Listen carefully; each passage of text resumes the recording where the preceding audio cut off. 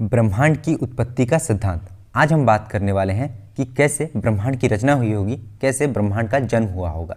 तो इसके लिए हमें द बिग बैंग थ्योरी को जानना आवश्यक है। द बिग बैंग थ्योरी के जो जनक है वो है जॉर्ज लेमेत्रे।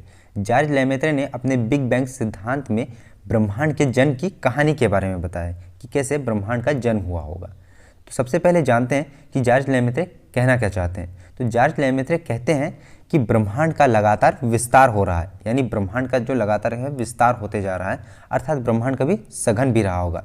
यानी ब्रह्मांड की उत्पत्ति से पहले एक आकाशीय पिंड हुआ करता था और यह आकाशीय पिंड अत्यधिक गर्म रहा होगा, यानी लाखों डिग्री सेल्सियस यह आकाशीय पिंड गर्म रहा होगा। इसका कोई अनुमान नहीं लगाया जा सकता। और इसका जो घनत्व था वह भी अत्यधिक था। इसका घनत्व इतना था कि आप समझ सकते हैं कि जो ब्लैक होल होता है उससे भी कई गुना अधिक था इसका घनत्व। अगर आपको ब्लैक होल के बारे में नहीं पता है तो इसके ऊपर हम दूसरे किसी वीडियो में डिस्कस करेंगे, पर आप ये समझ लीजिए कि ब्लैक होल के एक चम्मच मिट्टी का घनत्व 10 हाथियों के वजन के बराबर होता है। तो ये जो आकाशीय पिंड था, ये आकाशीय पिंड ब्लैक होल से भी कई गुना अधिक घनत्व था इस आकाशीय पिंड का। ओके, तो और ये जो घनत्व था ये बढ़ता ही जा रहा था और ये घनत्व अपनी चरम सीमा पर पहुंच गया था, जिसके कारण इस पिंड में एक दबाव उत्पन्न हुआ और इस आकाशीय पिंड का विस्फोट हो गया।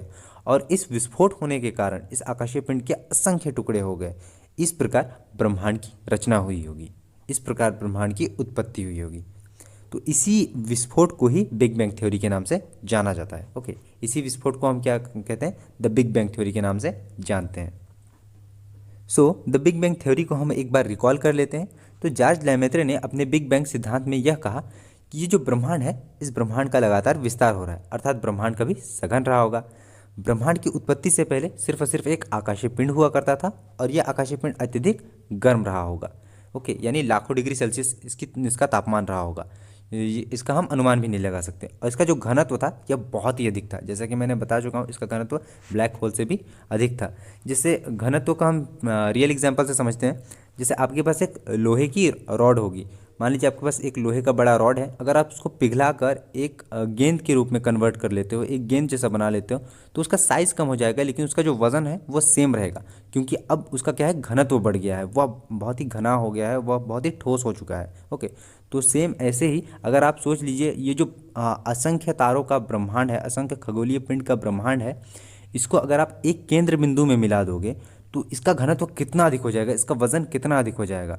तो इस तरह से इसका घनत्व बहुत ही अधिक था और यह घनत्व अपनी चरम सीमा पर पहुंच गया, जिसके कारण क्या है, इस आकाशीय पिंड का विस्फोट हो गया। यानी जब इसका घनत्व इतना अधिक बढ़ गया कि इसमें दबाव उत्पन्न होने लगा, तो इस आकाशीय पिंड का क्या हो गया, विस्फोट हो गया और यह आकाशीय पिंड के असंख्य टुकड़े हो गए। इसी प्रकार ब्रह्मांड की रचना हुई है, उत्पत्ति हुई है, यह ब्रह्मांड का जन्म हुआ होगा। ओके, और इसी विस्फोट को हम क्या कहते हैं, बिग बैंग थ्योरी के नाम से जानते हैं। क्लियर है? सो अब हम बात करेंगे सुपर क्रंच और सुपर क्लस्टर के ऊपर। तो सबसे पहले हम बात करेंगे सुपर क्लस्टर के ऊपर। लिखने में थोड़ा ऊपर नीचे हो गया, बट इट डजेंट मैटर, हमें बस कॉन्सेप्ट को समझना है। तो देखिए, सुपर क्लस्टर क्या है, ये क्वेश्चन बहुत पूछा जाता है कि सुपर क्लस्टर क्या है या सुपर क्रंच क्या है। तो जब आकाशीय पिंड में दबाव उत्पन्न हुआ, घनत्व के कारण जब आकाशीय पिंड में दबाव उत्पन्न हुआ और उसका विस्फोट हो गया और उसके असंख्य टुकड़े हो गए, तब उसी वक्त एक ऊर्जा भी उत्पन्न हुई है, जो आज भी ब्रह्मांड का लगातार विस्तार कर रही है। इसी को हम क्या है, सुपर क्लस्टर कहते हैं। ओके, अगेन मैं आपको समझा देता हूँ। अगर आपसे पूछा गया कि सुपर क्लस्टर किसे कहते हैं या सुपर क्लस्टर क्या है, तो आपको सीधे सीधे इसका आंसर लिखना है कि जब घनत्व के कारण आकाशीय पिंड में दबाव उत्पन्न हुआ और उसका विस्फोट हो गया, तो आकाशीय पिंड के असंख्य टुकड़े हो गए और इसी के साथ साथ एक ऊर्जा का भी स्रोत उत्पन्न हुआ, जो कि ब्रह्मांड का आज भी लगातार विस्तार करता हुआ जा रहा है। इसी को हम क्या है, सुपर क्लस्टर कहते हैं। और सुपर क्रंच क्या है? सुपर क्रंच जस्ट इसका ऑपोजिट है। सुपर क्रंच बिल्कुल सुपर क्लस्टर के ऑपोजिट काम करता है। देखिए, जब ये ऊर्जा समाप्त हो जाएगी, कभी इन फ्यूचर अगर ये ऊर्जा समाप्त होती है हज़ारों करोड़ों साल बाद, जब भी ये होगी, तब क्या होगा, ये जो पूरा का पूरा ब्रह्मांड है ये वापस से एक बिंदु में सिमट जाएगा। ये वापस से क्या है, एक आकाशीय पिंड या एक खगोलीय पिंड के रूप में सिमट जाएगा। तो इसे हम क्या कहेंगे, सुपर क्रंच कहेंगे। इसी को गीता, कुरान या बाइबल में क्या कहा जाता है, प्रलय कहा जाता है। ओके, सो नेक्स्ट टॉपिक है हमारा, तारा और ग्रह में क्या अंतर है। तारा और ग्रह में क्या अंतर है? तो सबसे पहले हम बात करेंगे तारे के ऊपर। तो देखिए जो तारा होता है ना, उसके पास अपनी ऊष्मा और अपना प्रकाश होता है, इसीलिए उसे हम तारा कहते हैं। तो वह खगोलीय पिंड या वह आकाशीय पिंड जिसके पास अपनी ऊष्मा और अपना प्रकाश होता है, उसे हम क्या कहते हैं? उसे हम तारा कहते हैं। उसे हम क्या कहते हैं? उसे हम तारा कहते हैं। परंतु ग्रह के पास ना ही अपनी ऊष्मा होती है, ना ही अपना प्रकाश होता है। ग्रह किस पे डिपेंड करता है? ग्रह डिपेंड करता है तारे के ऊपर, क्योंकि ग्रह के पास ना ही अपनी ऊष्मा होती है और ना ही अपना प्रकाश होता है। तो जो पृथ्वी है वो किसके ऊपर डिपेंड करता है? वो सूर्य के ऊपर डिपेंड करता है। और वैसे ही जितने भी सौरमंडल में ग्रह हैं, जो भी 8 ग्रह हैं, वो किसके ऊपर निर्भर करते हैं? वो सूर्य के ऊपर निर्भर करते हैं। तो अब समझते हैं कि कैसे एक ग्रह तारे पर डिपेंडेंट रहता है, कैसे एक ग्रह तारे पर आश्रित रहता है। तो देखिए, पृथ्वी एक ग्रह है क्योंकि इसके पास ना ही अपनी ऊष्मा है और ना ही अपना प्रकाश है, और सूर्य एक तारा है क्योंकि इसके पास अपनी ऊष्मा भी है और अपना प्रकाश भी है। तो यदि सूर्य हमारे पास ना होता, यदि पृथ्वी के नज़दीक में सूर्य नहीं होता, तो क्या पृथ्वी पर जीवन की कल्पना की जा सकती थी? नहीं, क्योंकि बिना ऊष्मा और बिना प्रकाश के पृथ्वी पर सिर्फ और सिर्फ अंधेरा ही रहता। तो ऐसे में ना ही पेड़ पौधे, ना ही जीव जंतु और ना ही मनुष्य कोई जीवित नहीं रह सकता था। तो इसलिए हम कह सकते हैं कि ग्रह जो है वो तारों पर क्या है? आश्रित है। ओके, सो अब बात करते हैं कि ब्रह्मांड में क्या क्या पाया जाता है। तो ब्रह्मांड में पाया जाता है आकाशगंगा, ब्रह्मांड में पाए जाते हैं तारे, ग्रह, उपग्रह, आकाशीय पिंड और ऊर्जा। तो देखिए, इन चीज़ों को थोड़ा थोड़ा हम डिस्कस कर लेते हैं। आकाशगंगा क्या है, इसके ऊपर हम आगे डिस्कस करेंगे। तारा क्या है, इसके ऊपर मैं ऑलरेडी बता चुका हूँ कि वह पिंड जिसके पास स्वयं की ऊष्मा और स्वयं का प्रकाश होता है, उसे हम तारा कहते हैं। ग्रह किसे कहेंगे? वह पिंड जिसके पास ना तो अपनी ऊष्मा होती है और ना ही अपना प्रकाश होता है, और जो तारे या सूर्य का चक्कर लगाता है, उसे हम क्या कहते हैं? ग्रह कहते हैं। सिमिलरली वह आकाशीय पिंड या वह खगोलीय पिंड जो ग्रह का चक्कर लगाती है, उसे हम क्या कहते हैं? उसे हम उपग्रह कहते हैं। उसे हम क्या कहते हैं? उपग्रह कहते हैं। और आकाशीय पिंड हम किसे कहेंगे? तो देखिए, आकाशीय पिंड इन सभी को मिलाकर बनता है। ओके, तारे, ग्रह, उपग्रह, धूमकेतु, इन सभी को हम क्या है? आकाशीय पिंड कहते हैं। यानी हर वो वस्तु या पिंड जो प्राकृतिक रूप से बनी है, जिसे मनुष्य ने निर्माण नहीं किया है, उसे हम क्या कहते हैं? आकाशीय पिंड कहते हैं या खगोलीय पिंड कहते हैं। क्लियर है? तो ये कन्फ्यूज़न हमेशा लोगों को रहता है कि खगोलीय पिंड या आकाशीय पिंड क्या है। तो देखिए, खगोलीय पिंड या आकाशीय पिंड हम उसे कहेंगे जो प्राकृतिक रूप से बनी हुई है, जो ब्रह्मांड में प्राकृतिक रूप से बनी हुई है, जिसमें मानव का कोई भी हस्तक्षेप नहीं है। यानी हम कह सकते हैं कि आकाशीय पिंड भी उतना ही विस्तृत शब्द है जितना कि ब्रह्मांड। ओके, यानी ब्रह्मांड में वह सब कुछ जो पाया जाता है, जो प्राकृतिक रूप से बना हुआ है, जिसमें मानव का कोई निर्माण नहीं है, उसी को हम क्या है? आकाशीय पिंड कहते हैं। क्लियर है? अब ऊर्जा क्या है? देखिए, जैसे कि मैंने बताया था कि जब ब्रह्मांड की उत्पत्ति हुई, जब उस आकाशीय पिंड का विस्फोट हुआ, तो उससे क्या एक ऊर्जा प्रवाहित हुई। यही ऊर्जा क्या है? आज भी ब्रह्मांड का विस्तार कर रही है।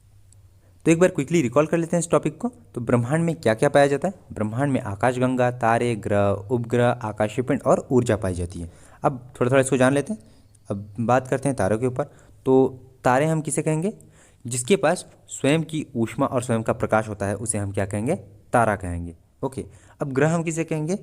वह पिंड जो तारे या सूर्य का चक्कर लगाते हैं, उन्हें हम ग्रह कहते हैं। वे पिंड जो तारे या सूर्य का चक्कर लगाते हैं, उन्हें हम ग्रह कहते हैं। उपग्रह हम किसे कहेंगे?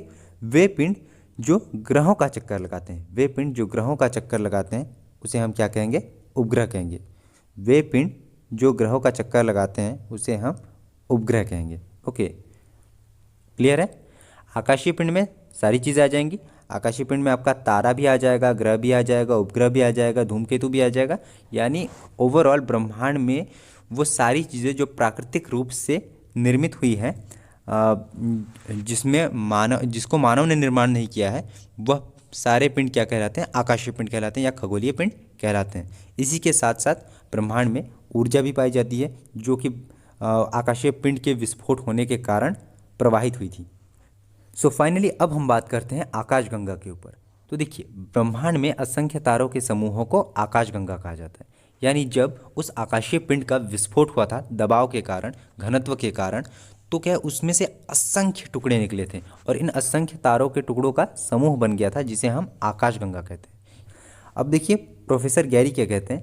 प्रोफेसर गैरी कहते हैं, प्रोफेसर गैरी गिलमोर के अनुसार ब्रह्मांड में करीब 10,000 करोड़ आकाशगंगाएं हैं और हर एक आकाशगंगा में लगभग 20,000 करोड़ तारे हैं। ओके, तो प्रोफेसर गैरी ने एक रिसर्च किया जिसमें उन्होंने ये पता लगाया कि इस पूरे ब्रह्मांड में कितनी आकाशगंगाएं हो सकती है। तो उन्होंने पता लगाया कि इस पूरे ब्रह्मांड में लगभग 10,000 करोड़ आकाशगंगाएं हो सकती हैं और करीब हर एक आकाशगंगा में लगभग 20,000 करोड़ तारे हो सकते हैं। ओके, तो ये सिर्फ और सिर्फ एक अनुमान है, अंदाज़ा है। एग्जैक्टली कोई नहीं बता सकता है कि ब्रह्मांड में कितनी आकाशगंगाएं हैं या कितने तारे हैं। इसीलिए कहा जाता है कि तारे अनगिनत हैं, ब्रह्मांड अनंत है। आगे जो हमारा टॉपिक है वो है मंदाकिनी, देवयानी और मॉन्स्टर गैलेक्सी। अब ये क्या है, तो देखिए हमारा जो पृथ्वी है वो भी किसी आकाशगंगा के अंदर ही आता है। ओके, तो पृथ्वी भी किसी आकाशगंगा के अंदर ही आता है और इस आकाशगंगा का नाम है मंदाकिनी। हम जिस आकाशगंगा में रहते हैं उसका नाम है मंदाकिनी। इंग्लिश में से हम कहते हैं द मिल्की वे। क्या कहते हैं? The milky way. ओके, अब देवयानी क्या है फिर? देवयानी देखिए हमारे जो सबसे नज़दीकी आकाशगंगा का नाम देवयानी है, यानी हमारे पड़ोसी आकाशगंगा का नाम क्या है? देवयानी है। इसे हम क्या कहते हैं इंग्लिश में? एंड्रोमेडा। इसका इंग्लिश में नाम है एंड्रोमेडा। और मॉन्स्टर गैलेक्सी क्या है? तो वर्तमान में जो वैज्ञानिकों ने रिसर्च किया है उसमें यह पता लगा है कि दुनिया का जो सबसे बड़ा आकाशगंगा या गैलेक्सी है उसे मॉन्स्टर गैलेक्सी के नाम दिया गया है। उसे क्या नाम दिया गया है? मॉन्स्टर गैलेक्सी का नाम। तो देखिए ये जो नाम देते हैं मंदाकिनी, देवयानी, ओके, ये जो भी नाम दिया गया है मंदाकिनी, देवयानी, मॉन्स्टर गैलेक्सी, ये सब ह्यूमन के द्वारा ही दिया गया है। जैसे ह्यूमन किसी भी चीज़ का एक नामकरण कर देते हैं, तो हमने अपने जो गैलेक्सी का नाम रखा वो मंदाकिनी रख दिया, द मिल्की वे। और जो हमारे सबसे नज़दीकी वाले जो गैलेक्सी है, जो आकाशगंगा है, उसका नाम हमने देवयानी रख दिया, एंड्रोमेडा। और जो दुनिया की सबसे बड़ी गैलेक्सी हो सकती है उसका नाम हमने रख दिया मॉन्स्टर गैलेक्सी। ओके, सो आज हमने जिन भी टॉपिक्स को डिस्कस करा है उसको एक बार रिकॉल कर लेते हैं। तो सबसे पहले हम शुरुआत करते हैं ब्रह्मांड की उत्पत्ति के ऊपर। देखिए ब्रह्मांड की उत्पत्ति में हमने पढ़ा क्या है? द बिग बैंग थ्योरी को। द बिग बैंग थ्योरी के जनक कौन है? George Lemaître. जॉर्ज लेमेत्रे का क्या कहना है कि ब्रह्मांड का लगातार विस्तार हो रहा है, अर्थात ब्रह्मांड कभी सघन भी रहा होगा।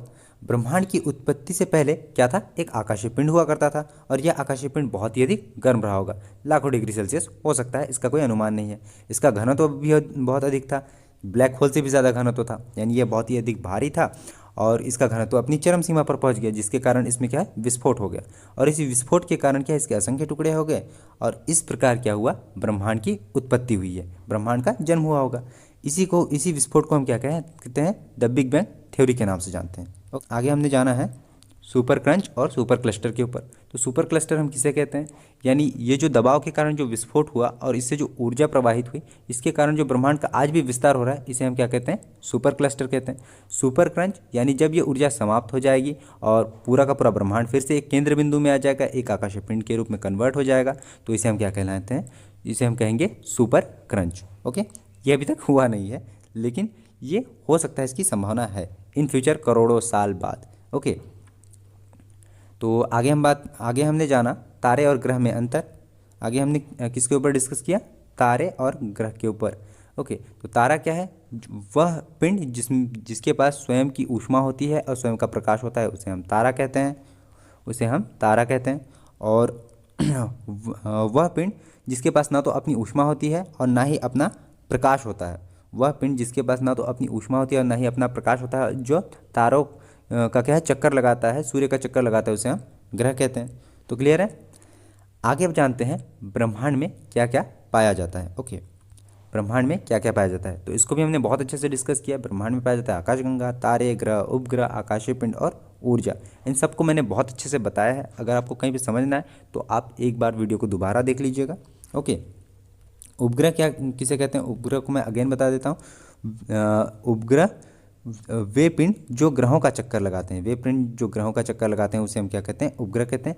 और ग्रह किसे कहेंगे? वे पिंड जो तारों का चक्कर लगाते हैं, उसे हम ग्रह कहेंगे। ओके, आगे हमने जाना आकाशगंगा के ऊपर। आकाशगंगा क्या है? असंख्य तारों का समूह। आकाशगंगा है असंख्य तारों का समूह, आकाशगंगा कहा जाता है। प्रोफेसर गैरी ने एक अनुमान लगाया है जिसके अनुसार पूरे ब्रह्मांड में 10,000 करोड़ आकाशगंगाएं हैं और लगभग हर एक आकाशगंगा में 20,000 करोड़ तारे हैं। क्लियर है? हमारी आकाशगंगा का नाम क्या है? हमारी आकाशगंगा का नाम है मंदाकिनी, जिसे हम इंग्लिश में द मिल्की वे कहते हैं। हमारे सबसे नज़दीकी आकाशगंगा का नाम है देवयानी, जिसे हम इंग्लिश में एंड्रोमेडा कहते हैं। और जो दुनिया की सबसे बड़ी आकाशगंगा होगी वो है मॉन्स्टर गैलेक्सी। ओके, वैज्ञानिकों के अनुसार दुनिया की सबसे बड़ी आकाशगंगा का नाम क्या है? Monster Galaxy. क्लियर है? तो आज के लिए बस इतना ही। नेक्स्ट वीडियो में हम बात करेंगे सौरमंडल, तारामंडल, नक्षत्र, इन सारी चीज़ों के ऊपर। सो सी यू सून।